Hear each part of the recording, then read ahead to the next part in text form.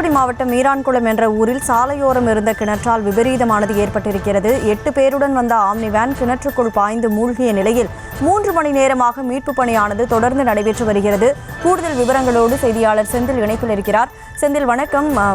மணி 7:30 தாண்டிவிட்டது, இருட்டிருச்சு. எப்படி மீட்பு பணியில தொய்வு ஏற்பட்டிருக்கா? என்ன நிலவரம்?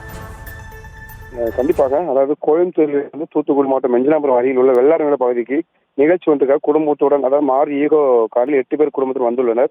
மீரான்குளம் ஊர் எல்லையார் நெருங்கிய போது சாலையோரத்தில் இருந்த 45 அடி ஆழமுள்ள கிணற்றில் ஓட்டுநர் கட்டுப்பாட்டை இழந்து கிணற்றுக்குள் கார் பாய்ந்து விபத்து உள்ளாயுது. இந்த விபத்தில் 3 பேர் கிணற்றிலிருந்து வெளியே வந்த நிலையில் மற்றும் 5 நபர்கள் காருடன் கிணற்றில் இருப்பதாக கூறப்படுகிறது. இந்த நிலையில் பார்த்துட்டு சுமார் 3 நேரமாக மீட்பு பணிகள் நடைபெற்று வருகிறது. இந்த காவல்துறையினர், தீயணைப்புத்துறையினர் மற்றும் வருவாய்த்துறை உட்பட்ட அதிகாரிகள் சம்பவ இடத்திற்கு வந்துள்ளனர். மேலும் பார்த்துட்டு தீயணைப்புத்துறையினருக்கு முறையான மீட்பு பணிகளுக்கான கருவிகள் மற்றும் இயந்திரங்கள் இல்லாத நிலையில் தான் மீட்பு பணிகள் தாமதமாக ஏற்படுகிறது.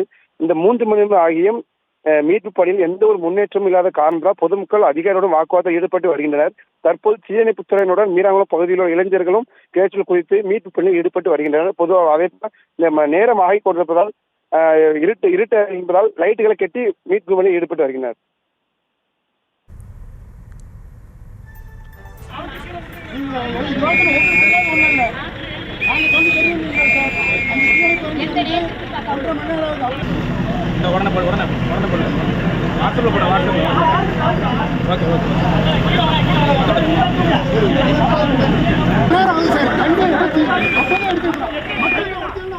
தூத்துக்குடி மாவட்டம் மீரான்குளத்தில் சாலையோரம் இருந்த திறந்தவெளி கிணறால் விபரீதம் ஏற்பட்ட நிலையில் தொடர்ந்து 3 மணி நேரமாக மீட்பு பணி நடைபெற்று வருகிறது. விவரங்களை நமது செய்தியாளர் செந்தில் வழங்க கேட்டோம். நன்றி செந்தில்.